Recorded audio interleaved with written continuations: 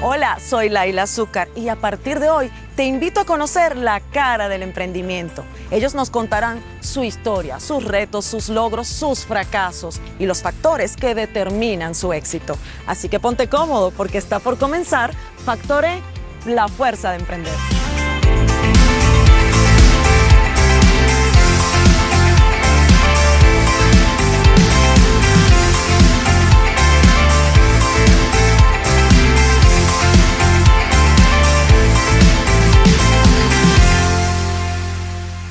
Relacionista público, escritor, comenzó con tan solo $200 en su bolsillo su emprendimiento. Hoy día es fundador de la casa editorial Pan House, reconocida como una de las más innovadoras en Latinoamérica.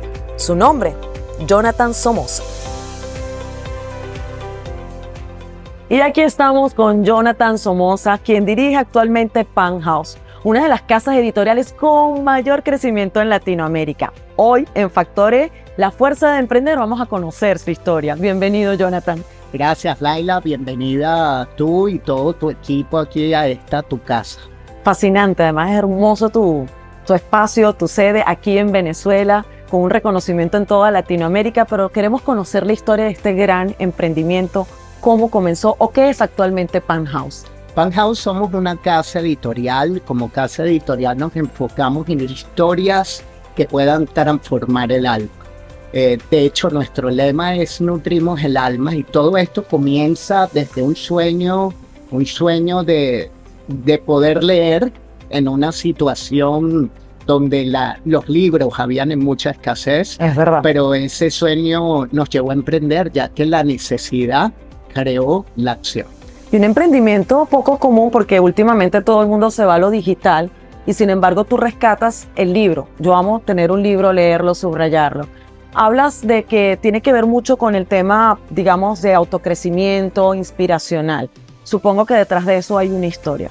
¿Cómo no? ¿Por qué te motivó a hacerlo y por qué crees que eso es hacia lo que vamos? Estamos en una humanidad que necesita ser más real, más sensata y escuchar al ser humano. Bueno, yo me encontraba en un momento de mi vida donde teníamos que emprender. Teníamos que emprender ya que trabajaba con una librería. En ese momento teníamos que vender libros para poder subsistir en ese momento que estábamos. O sea, empezó como una necesidad económica, por decirlo así. Una necesidad económica. Luego, poco a poco, fue más difícil encontrar libros en Venezuela. Uh-huh. Teníamos unas oportunidades cambiarias que nos cambiaron las reglas del juego. Así que importar libros era sumamente difícil, pero teníamos un mercado de personas que necesitaban leer. Yo personalmente soy un relacionista público. Es correcto. Y trabajando en el mundo de los libros, pude darme cuenta que conectar el libro con una marca personal hace que las marcas personales se vuelvan cada vez visibles, cada vez más visibles en su público. Digamos que tu fuerza de emprender viene un poco de esa parte, de esa necesidad que tú tenías en una situación que no era nada idónea de emprender por una necesidad económica, pero además de empatizar. O sea, sentías que había un ambiente donde la gente empezó a deprimirse, donde el miedo atacaba, donde la rabia, la frustración.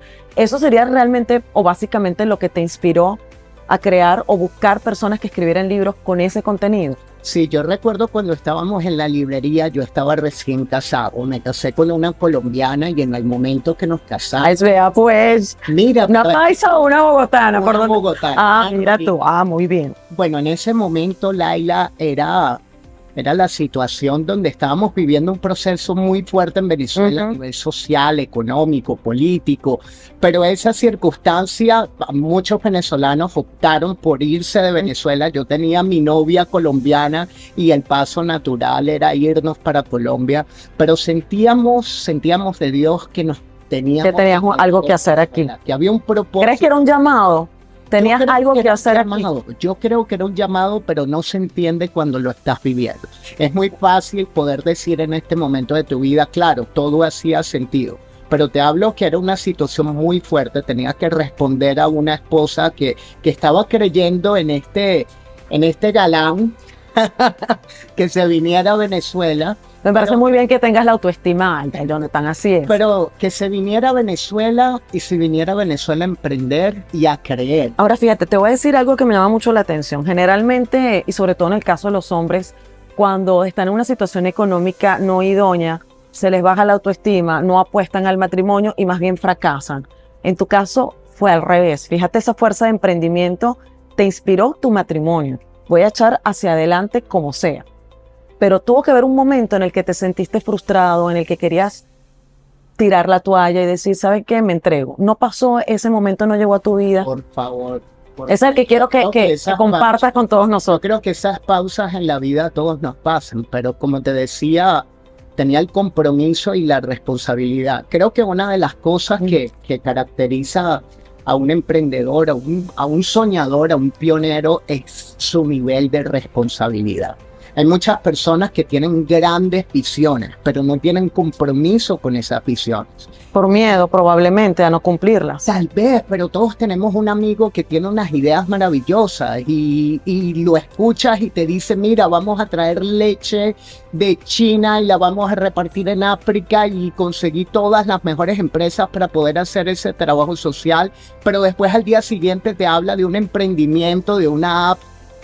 O sea, hablan como que tienen muchos sueños, mucha visión, pero no materializa. Mucha visión, no se compromete y por último, el visión sin compromiso es simplemente fantasía. Ahí está el otro caso de personas que se comprometen muchísimo. Son las personas que están en un mismo puesto de trabajo 20 años, tiene toda la información de la empresa pegada en su casa, todo el adorno de la empresa. Como el storyboard, el mapa del tesoro, pero no acciona. Por lo que podríamos... Ese compromiso sin visión, Laila, hace que al final de la vida te quedes frustrado. O sea, lo que quieres decir tú con esto es que uno tiene que programarse, por lo menos decir, este es mi primer paso, mi segundo paso, y voy para allá aunque lo veas lejano. Porque ¿qué sucede, Jonathan? Y lo comparto contigo. Muchas veces tienes ideales y sueños, pero crees que no son posibles. Y entonces los sueltas. En tu caso, que eres exitoso, que lograste un emprendimiento que a nadie se le hubiese ocurrido en ese momento, y mucho menos con libros que han tendido a desaparecer del mercado, tuviste que haber tenido un momento en que sentiste, ¿cómo lo hago? De frustración, de miedo.